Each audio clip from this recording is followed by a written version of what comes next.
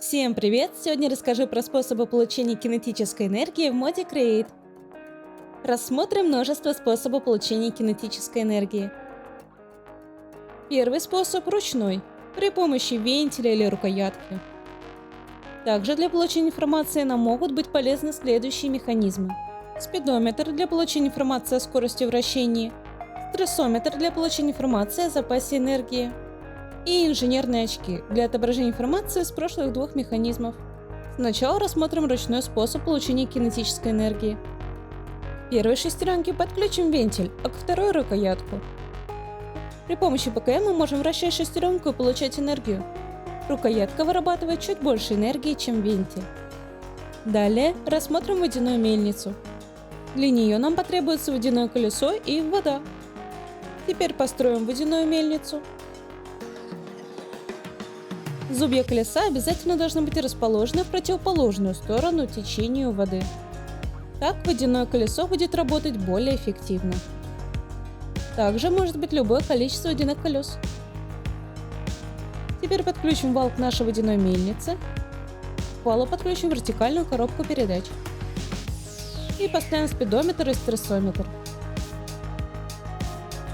Эти механизмы покажут полезную информацию о производительности водяного колеса. Далее вентилятор в корпусе. Он работает за счет тепла от следующих блоков.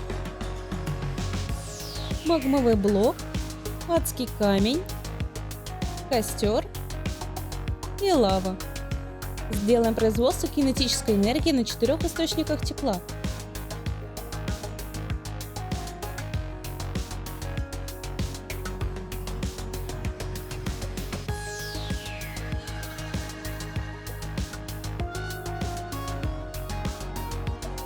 Подключим шестерню, чтобы видеть вращение. И подадим редстоун сигнал, чтобы механизм начал работать. Все вентиляторы вырабатывают одинаковое количество кинетической энергии. Еще один способ – это ветряная мельница. Для нее нам понадобится подшипник ветряной мельницы и парус. Построим ветряную мельницу. На подшипник установим блок древесины. И на этот блок ставим парус.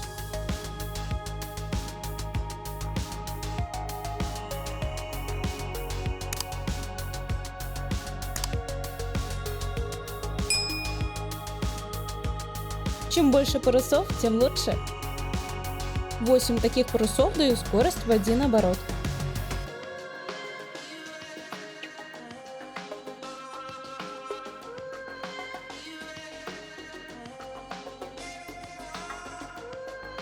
После установки парусов включим механизм нажатием ПКМ по подшипнику.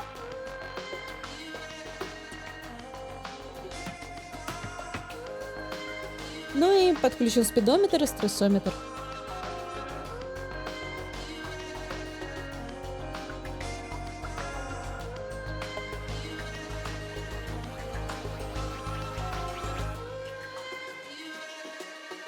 Для следующего механизма нам потребуется печь, печной двигатель и маховик.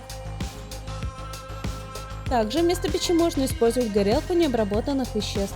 Она работает на растительном масле. Сделаем 2 варианта генераторов. К горелке и печи подключим печные генераторы. И в блоке от них ставим маховики.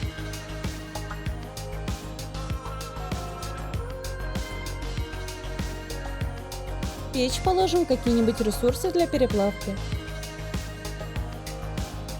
А в горелку масло. Снова подключим спидометры и стрессометры. Как вы можете заметить, генератор на масле работает быстрее. Ну и последние способы на электромоторе и творческом моторе. Ставим электромотор и творческий мотор. Подключим к ним спидометры и стрессометры.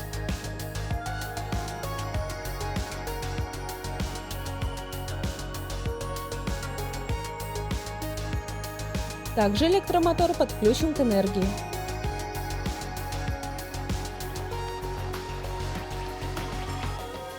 скорость вращения изменяется вращением колесика мыши при наведении на центральные панели этих механизмов.